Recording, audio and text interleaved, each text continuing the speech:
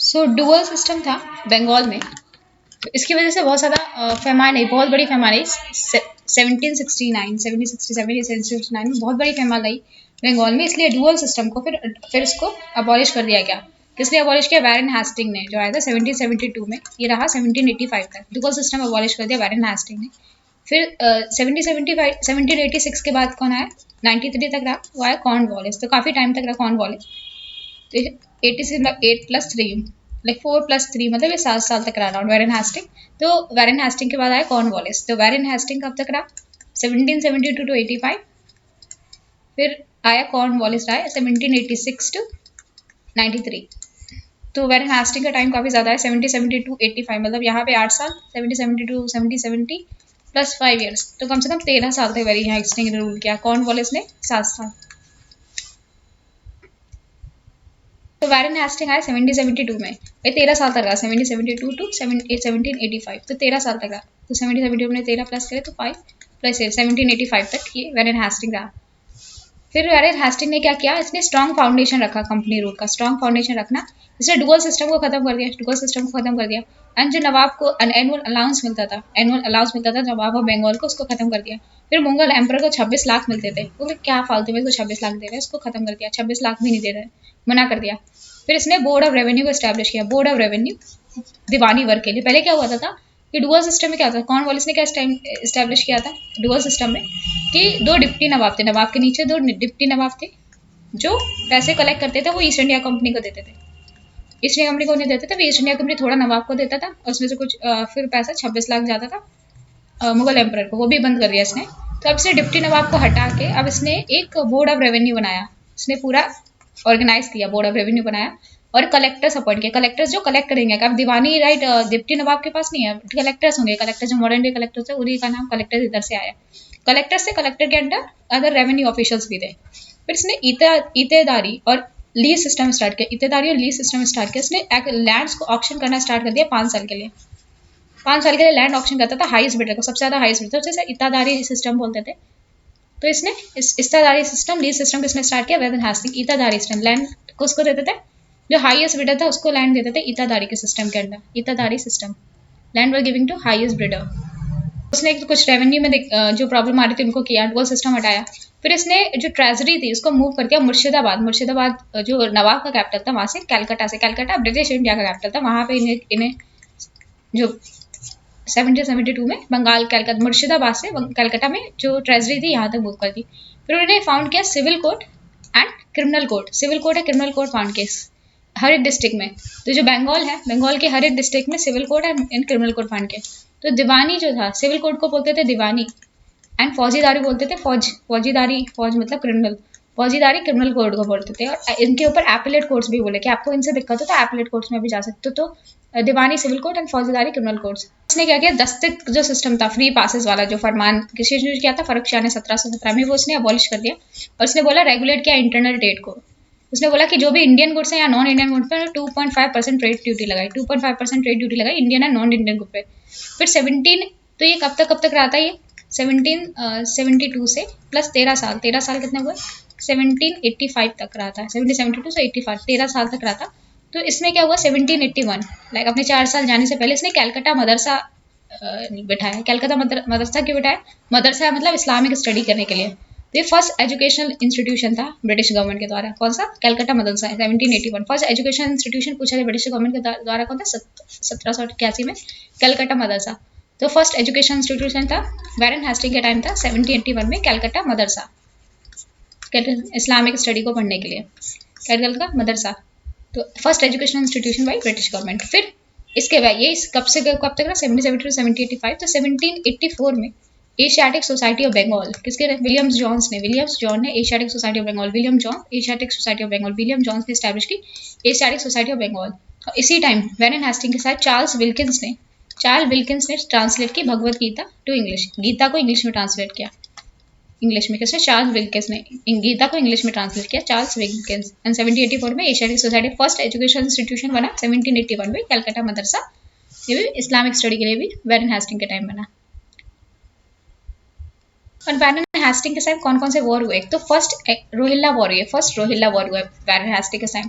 तो रोहिल्ला अवध के ऊपर था, तो ये इंडिया है, तो इंडिया में यहाँ पे है अवध, अवध के यहाँ पे रोहिल्ला रोहिल्ला था।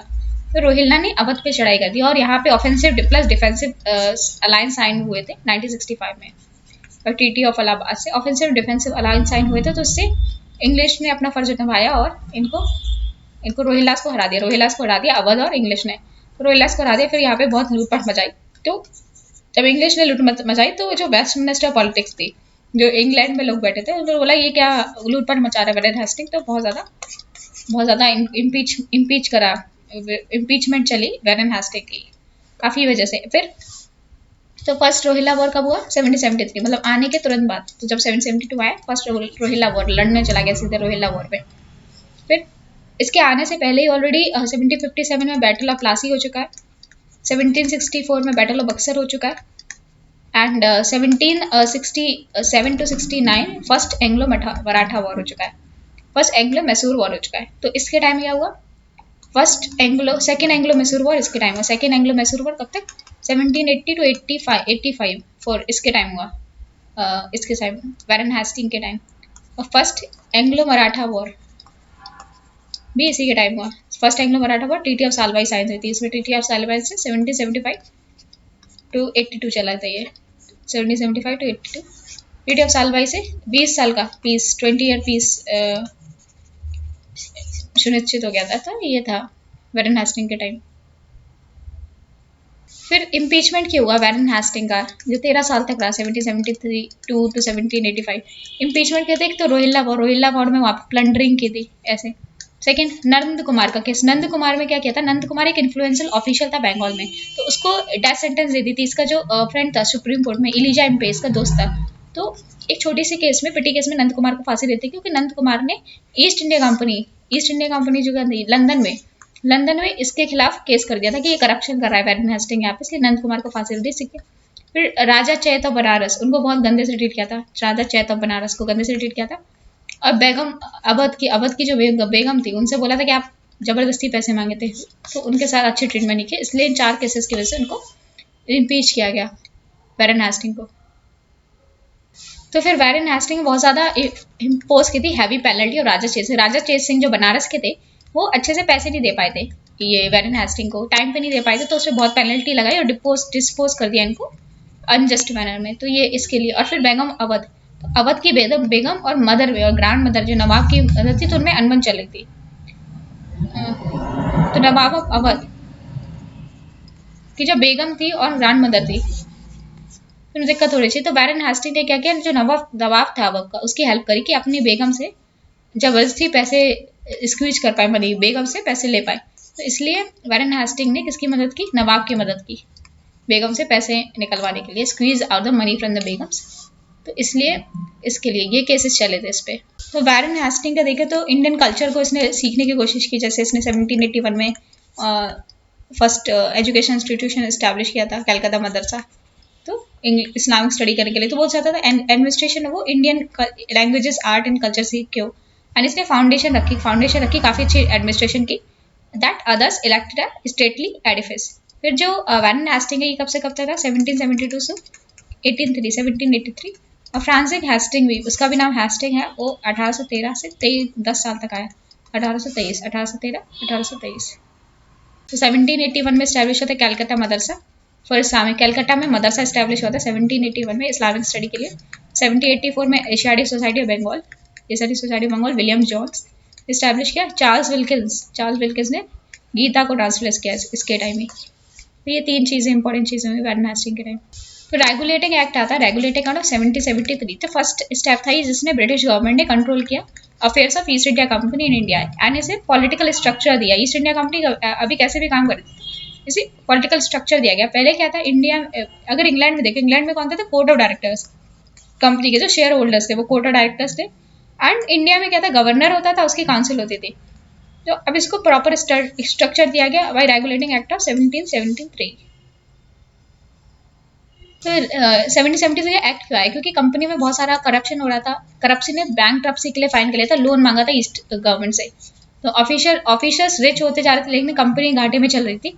तो डुआ सिस्टम जो भी स्टार्ट हुआ था तो वो बहुत दिक्कत कर रहा था, बंगाल में फेमाइन आ रहे थे। और अब कंपनी एक सेमी सॉवरेन पॉलिटिकल एंटिटी थी जिसके पास रेवेन्यू राइट थे, तो इसलिए गवर्नमेंट को कंट्रोल करना उसके लिए बनता था। फिर एक लॉर्ड नॉर्थ, एक पार्लियामेंट के मेंबर थे लॉर्ड नॉर्थ, इन्होंने एक रिपोर्ट सबमिट की लॉर्ड नॉर्थ ने रिपोर्ट सबमिट की जिसपे एक्ट बनाया गया। लॉर्ड नॉर्थ एक मेंबर ऑफ पार्लियामेंट थे इंग्लैंड में, उन्होंने रिपोर्ट सबमिट की लॉर्ड नॉर्थ कमेटी। फिर जो कोर्ट ऑफ डायरेक्टर थे, कोर्ट ऑफ डायरेक्टर का टर्म उनका इंक्रीज कर दिया 1 to 4 ईयर्स, तो 4 ईयर्स तक इंक्रीज कर दिया। कोर्ट ऑफ डायरेक्टर का पहले कोई टर्म नहीं होता था, कितने साल भी बने रहते थे, तो अब उनका कर दिया 4 साल रहेंगे, 4 ईयर का टर्म कर दिया। और इसमें 1/4 हर साल रिटायर होंगे, ने बोला 1/4 रिटायर होंगे और री इलेक्शन नहीं हो सकता। तो ऐसा नहीं है एक ही कोर्ट ऑफ डायरेक्टर बार बार बताए, तो कोर्ट ऑफ डायरेक्टर बार बार री इलेक्शन नहीं हो सकता है। फिर ईस्ट इंडिया कंपनी थी, जो भी इसके पेपर थे मिलिट्री, रेवेन्यू एंड किसको मिलिट्री और रेवेन्यू के जितने भी पेपर होंगे, चांसलर ऑफ एक्सचेकर मतलब फाइनेंस मिनिस्ट्री, उनके मिनिस्ट्री ट्रेजरी डिपार्टमेंट को ये पेपर दिखाएंगे, अपने सारे पेपर्स जो भी मिलिट्री और उन्होंने जो भी काम किया है मिलिट्री और रेवेन्यू का, वो इनको दिखाएंगे आके। फिर इन्होंने जो बोला कि जो भी कलकत्ता है यूनिटरी सिस्टम इन्होंने बनाया, जो बंगाल है वो कलकत्ता, ये बॉम्बे एंड मद्रास प्रेसिडेंटी इसके बंगाल के अंदर आ गए, तो ये दोनों इसके अंदर आ गए। तो अब ये जो बंगाल का जो गवर्नर था वो बन गया गवर्नर जनरल ऑफ बंगाल, तो बॉम्बे मद्रास सबॉर्डिनेट आगे इसको बनाया गवर्नर जनरल ऑफ बंगाल। और 5 साल की टर्म रख दी, 5 ईयर तक टर्म रख दिया एक गवर्नर का 5 ईयर टर्म। तो अब इसमें 4 मेंबर्स की काउंसिल बनाई जो असिस्ट करेंगे गवर्नर जनरल को, 4 मेंबर्स की काउंसिल बनाई। तो उसमें 4 मेंबर्स की काउंसिल बनाई to assist the governor general of Fort William के गवर्नर जनरल को असिस्ट करने 4 मेंबर की काउंसिल बनाई। और जो भी होगा वो मेजोरिटी ऑफ वोट से होगा, सब कुछ डिसीजन मेजोरिटी वोट से लिए जाएंगे। और अगर सपोज 2 इसमें पढ़ते हैं 2 इसमें पढ़ते हैं, 2 यस में 2 नो में, तो जो गवर्नर का वोट होगा टाई का काम करेगा। और सुप्रीम कंट्रोल था प्रेसिडेंसी का, जो भी मद्रास बॉम्बे एंड मद्रास की प्रेसिडेंसी, कोलकाता का सुप्रीम कंट्रोल था on the cases of peace और वॉर के केसेस में इसका पूरा कंट्रोल था कलकत्ता में। तभी यहाँ पे ट्रीटी ऑफ जब सालबाई साइन हुई, ट्रीटी ऑफ सालबाई साइन की थी किसने, बाजीराव रघुनाथ राव ने साइन की थी। तो इसने बोला था कि नहीं ट्रीटी ऑफ साइन मत करो, ट्रीटी ऑफ पुरंदर साइन की। लेकिन फिर वो ईस्ट इंडिया कंपनी वहाँ पे इंग्लैंड में चले गए इसने, बॉम्बे वाले, तो बॉम्बे से बोला कि नहीं ट्रीटी ऑफ पुरंदर हटाई, फिर लड़ाई हुई। तो ये सब चला, ट्रीटी ऑफ बॉन्डिंग गाँव आया फिर। तो फिर ये इंडिपेंडेंट, तो ये इसके अंडर आ गया। फिर इंडिपेंडेंट सुप्रीम कोर्ट बना 1773 में, सुप्रीम कोर्ट बना जिसमें एक चीफ जस्टिस था प्लस अदर 3 जजेस थे। तो एक चीफ जस्टिस और 3 जजेस थे। फिर कोई भी प्राइवेट ट्रेड नहीं अलाउ करता, प्राइवेट ट्रेड बंद कर दिया। जो ऑफिसर्स थे वो प्राइवेट सेल्स नहीं कर सकते थे एंड गिफ्ट नहीं एक्सेप्ट कर सकते, कोई गिफ्ट नहीं, कैश कुछ नहीं एक्सेप्ट कर सकते लोकल से, और कोई ऑफिसर से गिफ्ट कैश नहीं कर सकते, करप्शन रोकने के लिए। और इवन गवर्नर जनरल और काउंसिल ऑफ मिनिस्टर और इवन सुप्रीम कोर्ट मेंबर्स कोई भी एक्सेप्ट नहीं कर सकता था, सबको बना था, कोई भी गिफ्ट और प्राइवरी ये सब एक्सेप्ट नहीं कर सकता था। और सुप्रीम कोर्ट का फर्स्ट जज कौन सा, Elijah Impey is the first supreme court जज, Elijah Impey. Act of 1773 merits क्या हुए, तो 1773 से आर्बिट्री रूल जो कंपनी का वो खत्म हो गया। एंड अब रिटन कॉन्स्टिट्यूशन था, ये ईस्ट इंडिया कंपनी के लिए रिटन रूल्स थे कि इन हिसाब से चलना है। एंड और पहली बार पॉलिटिकल एंड एडमिनिस्ट्रेटिव ड्यूटी दोनों को माना गया कि पॉलिटिकल भी ड्यूटी है ब्रिटिशर्स की कुछ इंडिया में। फिर एक फ्रेमवर्क प्रोवाइड किया गया जिसके वजह से जो आगे जो एक्ट जो भी आएंगे इसी फ्रेमवर्क के अकॉर्डिंग आगे जो एक्ट आएंगे इंडिया के। फिर डीमेरिट्स देखे कि जो गवर्नर जनरल था वो पावरलेस हो गया, बिकॉज दो जो काउंसिल वो 3 एक हो जाते थे और फिर टाई कर देते थे, तो वो गवर्नर बिल्कुल ओवर रूल कर देते थे उसके रीजन गवर्नर जनरल के। तो ये डेडलॉक आ गया था गवर्नर जनरल काउंसिल। फिर जो पिट्स इंडिया एक्ट आता है, विलियम द पिट्स ये प्राइम मिनिस्टर थे, विलियम द पिट्स ये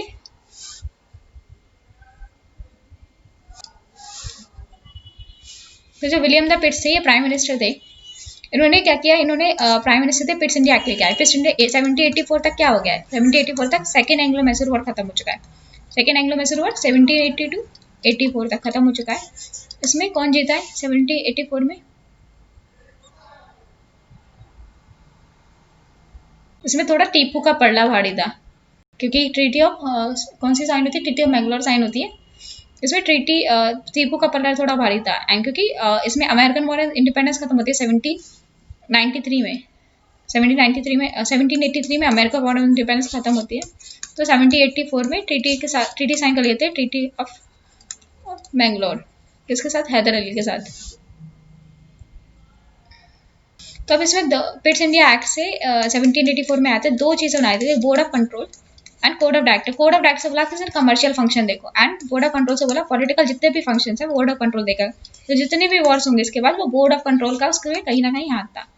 तो इसमें क्या था, इसमें डबल गवर्नमेंट स्टैब्लिश करी, एक कमर्शियल फंक्शन के लिए एक पॉलिटिकल फंक्शन के लिए, कमर्शियल फंक्शन और पॉलिटिकल फंक्शन डबल गवर्नमेंट चलेगी। अब ये एक कमर्शियल फंक्शन देगा, पॉलिटिकल फंक्शन देगा। तो पहली बार पिट्स इंडिया एक्ट से जो ईस्ट इंडिया की टेरिटरी थी उसको बोला गया British possession India, British possession of India. तो पहली बार बोला गया। और जो भी थे गवर्नर जनरल की काउंसिल में नंबर को चेंज कर दिया गया, 4 से लेकर 3 कर दिया गया। एंड इसने कोर्ट ऑफ डायरेक्टर्स को बोला कि आप सारे जो रिक्रूटमेंट्स है इंडिया में आप देखो, सारे रिक्रूटमेंट इंडिया में आप देखो। फिर सुप्रीम कोर्ट को बना दिया गया कि तो कोर्ट ऑफ डायरेक्टर सारे रिक्रूटमेंट देखेगा। तो court of director share holders थे कंपनी में, वो अपॉइंट करते थे और वो सारे रिक्रूटमेंट देखता था। फिर सुप्रीम कोर्ट को ब्रिटिश सब्जेक्ट के लिए बनाया कि सुप्रीम कोर्ट इंडियंस के केस नहीं देगा सुप्रीम कोर्ट। फिर गवर्नर जनरल वॉर डिक्लेयर नहीं कर सकता है विदाउट परमिशन, पार्लियामेंट की परमिशन चाहिए वॉर डिक्लेयर करने के लिए, लेकिन ये हो नहीं पाता था क्योंकि कितनी दूर थी इंग्लिश कंपनी और ये इंडिया इतने दूर था। तो ये यहाँ से शिप चिट्ठी जाती थी फिर आती थी, तो उसमें बहुत टाइम लेता था, इसलिए खुद ही ये चिट्ठी तो भेज देते लेकिन ये इसमें खुद ही लड़ाई करते थे बहुत। फिर चार्टर एक्ट साइन होता है 1786 का, चार्टर एक्ट 1786 साइन होते हैं। And governor general of Bengal को स्पेशल वीटो पावर मिल जाती है, वीटो पावर। तो 1786 में, क्योंकि यहाँ पे क्या करते हैं 70 पिट्स इंडिया एक्ट में गवर्नर जनरल काउंसिल में 4 से 3 मेंबर्स कर देते हैं। 3 मेंबर से भी अभी भी दखल अंदाजी गवर्नर जनरल को ज्यादा पावर नहीं थी, तो इसलिए इसको एब्सोल्यूट वीटो पावर दे दी गई 1786। जब देखा कि 4 से 3 मेंबर कर दिया अभी भी कोई ज्यादा फायदा नहीं हो रहा, तो गवर्नर जनरल को एक वीटो पावर दे दी गई 1786 के चार्टर एक्ट से। चार्टर एक्ट तो बस एक ही काम हुआ, 1786 में वीटो पावर मिल गई। फिर कॉर्नवालिस आया, तो कब तक रहा ये हमारा वैरन हेस्टिंग रहा हमारा 1772 टू 1785 से वैरन हेस्टिंग रहा। तो फिर वैरन हेस्टिंग के बाद आया कॉर्नवालिस। कॉर्नवालिस एक एरिस्टोक्रेटिक क्लास के था, ये किंग का दोस्त था। एरिस्टोक्रेटिक वैरन हेस्टिंग, ये जो लॉर्ड कॉर्नवालिस था मोटा, ये राजा का दोस्त था एंड कमांडर था ऑफ डिफीटेड ब्रिटिश आर्मी। जब अमेरिकन वॉर इंडिपेंडेंस में जब ब्रिटिशर्स हारे थे तो उसका कमांडर था वो, यॉर्क टाउन में इसने सरेंडर किया था, 1781 में। तो इसने सरेंडर किया था 1781 में यॉर्क टाउन में, अमेरिकन वॉर इंडिपेंडेंस में। तो ये इसने रेवेन्यू रिफॉर्म्स करे इंडिया में, परमानेंट सेटलमेंट सिस्टम लेके आया इंडिया में, एडमिनिस्ट्रेटिव रिफॉर्म, कैसे बोलते हैं father of civil services in India. तो सिविल सर्विसेज हम दे रहे, तो ये फादर है हमारा सिविल सर्विसेज का फादर, सॉरी हमारा नहीं है, is the father of civil services in India, Lord Cornwallis. And judicial reform किया, इसे बोलते हैं कॉर्नवालिस कोड। जुडिशियल रिफॉर्म है कॉर्नवालिस कोड, तो कॉर्नवालिस कोड बोलते हैं जुडिशियल रिफॉर्म। इसने काफी पुलिस रिफॉर्म्स किए, तो काफी रिफॉर्म्स किए, काफी कुछ पढ़ना पड़ेगा इसके बारे में। तो लॉर्ड कॉर्नवालिस कितने साल तक रहा है, 1786 से 93, तो 4 साल यहाँ पे प्लस 3, 7 साल रहा। तो 7 साल रहा कॉर्नवालिस। इससे पहले वैरन हेस्टिंग 13 साल लेके गया, ये 7 साल रहेगा इंडिया में और दुखी करेगा। फिर कौन कौन से एडमिनिस्ट्रेशन रिफॉर्म लेके आए, ये अपॉइंटमेंट करता था मेरिट सर्विस से, इसलिए फादर ऑफ सिविल सर्विस बोलता है कि अपॉइंटमेंट से स्टार्ट किया मेरिट सर्विस। आज हम एग्जाम दे सकते हैं पढ़ के, तो ये कॉर्नवालिस की वजह से हुआ। तो कहीं ना कहीं इससे father of civil services India, क्योंकि इसने मेरिट बेस्ड एग्जाम किया, पहले किसी को भी अपॉइंट कर देते थे एडमिनिस्ट्रेटिव सर्विस में कंपनी के। फिर इसने सैलरी बढ़ा दी, क्योंकि बहुत ज्यादा करप्शन होता है, उसने बोला सैलरी बढ़ा दें, करप्शन नहीं होगा। फिर इसने यूरोपनाइजेशन करा सर्विसेज का, जो इंडियंस थे, इंडियंस को ट्रस्ट नहीं करता था, सारे इंडियंस को हटा दिया, किसी भी इंडियंस को नहीं रखा। और उन पोस्ट पे जहाँ पे जो पैसे मिलते हैं 500 यूरो से ज्यादा मिलते हैं, वहां पे तो बिल्कुल ही हटा दिया, वहाँ पे सिर्फ यूरोपियंस रह सकता है, गलती से भी कोई इंडियंस नहीं आ सकता। सेपरेशन ऑफ पावर, रोसियो थे फ्रेंच फिलोसफर, उन्होंने सेपरेशन ऑफ पावर दिया था, तो उनसे काफी प्रभावित था, इसने पावर सेपरेट करी। तो इसने commercial, judicial and revenue official की पावर अलग कर दी। जैसे कलेक्टर्स पहले क्या करते थे, कलेक्ट भी करते थे, जुडिशरी का काम भी करते थे, लाइक मजिस्ट्रेट की तरह। तो इनसे जुडिशियल पावर ले ली गई, तो इन्हें सिर्फ बोला कलेक्टर हो तो कलेक्टर ही करो, जुडिशरी का काम मत करो। कॉर्नवालिस कोड क्या बोलते हैं, कॉर्नवालिस कोड ये जुडिशियल रिफॉर्म जो उसने किया है, जैसे हर एक डिस्ट्रिक्ट पे, जैसे यहाँ पे हर डिस्ट्रिक्ट में एक मजिस्ट्रियल और जुडिशियल पावर बिठा दी, डिस्ट्रिक्ट जज को डिस्ट्रिक्ट बना दिया, हर एक डिस्ट्रिक्ट पे डिस्ट्रिक्ट जज होगा, हर एक डिस्ट्रिक्ट में एक डिस्ट्रिक्ट जज होगा जिसके पास मजिस्ट्रियल एंड जुडिशियल पावर है, जैसे IAS ऑफिसर होता है, मजिस्ट्रियल मतलब पुलिस के ऊपर भी थोड़ा कंट्रोल होता है, जुडिशियल पावर भी होगी। फिर 4 प्रोविंशियल कोर्ट्स बिठाए, कहाँ के कोर्ट्स बिठाए, कैलकाटा, ढाका, पटना, ढाका बांग्लादेश में, एंड मुर्शिदाबाद। तो ये 4 प्रोविंशियल कोर्ट बिठाए, कैलकाटा, पटना, मुर्शिदाबाद, पटना यहाँ पे है, मुर्शिदाबाद एंड ढाका। तो इसने 4 कहाँ बिठाए, कलकत्ता में, फिर ढाका, ढाका बांग्लादेश, फिर पटना बिहार और मुर्शिदाबाद बंगाल में। तो इसने 4 कोर्ट बिठाए कैलकाटा के आसपास ही। फिर इसने क्या किया, फौजीदारी क्रिमिनल कोर्ट्स में फौजीदारी जो क्रिमिनल कोर्ट्स थे उनमें इंडियन को अबॉलिश कर दिया, इंडियन सनफरती कॉर्नवालिस को हटा दिया। फिर हाईएस्ट कोर्ट ऑफ अपील कहाँ थी, कैलकाटा में। कैलकाटा में हाईएस्ट कोर्ट ऑफ अपील थी। एंड इसमें कौन बैठते थे, गवर्नर जनरल की council he highest court of appeal थी, गवर्नर जनरल की काउंसिल। तो इसमें 2 चीज़ें थी, सदर दीवानी अदालत सिविल केसेस के लिए एंड सदर निजामत अदालत ये लॉ एंड ऑर्डर के लिए थी। सदर दीवानी अदालत सिविल केसेस का, सदर निजामत अदालत लॉ एंड ऑर्डर केसेस के लिए थी। और दोनों प्रिसाइड, सदर दीवानी अदालत सदर निजामत अदालत में कौन प्रिसाइड करता था, गवर्नर जनरल उसकी काउंसिल। और हिंदू और मुस्लिम के डिफरेंट डिफरेंट हिंदू के और मुस्लिम के कोर्ट्स को कॉडिफाई किया गया, अलग अलग कॉडिफाई किया गया हिंदू और मुस्लिम के कोर्ट को। तो कॉर्नवालिस कोड है ये जुडिशियल रिफॉर्म के लिए। अब यहाँ पे इसके टाइम क्या हुआ, 1791 में संस्कृत कॉलेज बैठा, संस्कृत कॉलेज स्टैब्लिश किया। किसने, जॉनाथन डंकन ने, बनारस में। जॉनाथन डंकन बनारस में, बनारस जो यूपी में संस्कृत कॉलेज स्टैब्लिश किया। इसका मतलब था हिंदू लॉ एंड फिलोसफी पढ़ना कि अच्छे से ही रूल कर पाए। जॉनाथन डंकन ने संस्कृत कॉलेज स्टार्ट किया 1791 में हिंदू लॉ एंड फिलोसफी पढ़ने के लिए। फिर पुलिस रिफॉर्म भी क्या किया इसने, जमींदार थे वो पुलिस का भी काम करते थे, लट वट लेके मारते थे। तो ये सब जमींदारी को पुलिस वाले काम हटा दिए। फिर इसे रेगुलर पुलिस फोर्स बिठाई। तो यहाँ पे इंडिया में पुलिस फोर्स तब से है। थाना स्टैब्लिश किया, आज भी थाने चलते हैं। तो थाना कॉर्नवालिस ने स्टैब्लिश करे थे। और दरोगा, दरोगा जो भी थाने में होता था वो इंडियन होता था, दरोगा जो होता था थाने में वो इंडियन होता था। तो आज भी जो दरोगा देख रहे हैं सारे कॉर्नवालिस के टाइम से बिठाए जा रहे हैं थाना में। फिर डिस्ट्रिक्ट जज जो होगा पुलिस कंट्रोल कर रहे हैं। डिस्ट्रिक्ट जज जैसे मजिस्ट्रियल पावर दी थी, मजिस्ट्रियल पावर मतलब पुलिस कंट्रोल की पावर डिस्ट्रिक्ट जज को दी गई, पुलिस को कंट्रोल करने की पावर।